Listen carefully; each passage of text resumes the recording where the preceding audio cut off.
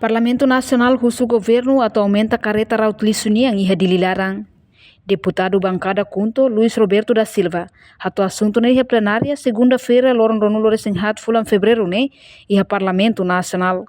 Membro parlamento ne preocupa tamba volume lisu iha cidade larang nebe continua aumenta, tamba ne governo precisa aumenta tan careta raut lisunian. Nune, bele resolve problema lisu iha dililaran, tamba careta raut fuerniang uituan det. Prejudica teves ba volume lisu nebe produz iha cidade larang.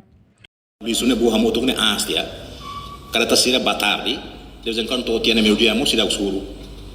Ne bete perza hare ba gestão ngira ne, usu ba autoridade município dili, halu sa para bele bukatan baskulan de sira para bele hodi tura lisu sira ne sai.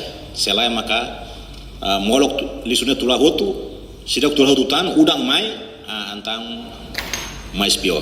Ini mete perza hare ya gestão ngira ne, kari ke bebas kulan de lato kari bukatan transporte para aluga. Hodi bela tula lisu sira ne be maka hodia. Ikus liu maka ba sira ne be sira loket toko bobote sira lisu ne sira tula rasi ke ba ya fakar kari dia.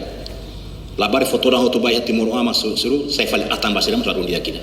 Buka usa yang timur hatena para ato halo hamos sira nia toko ue ne lisu sira tula rasi ke ba fati. Obrigado. Hatamba preocupação, né?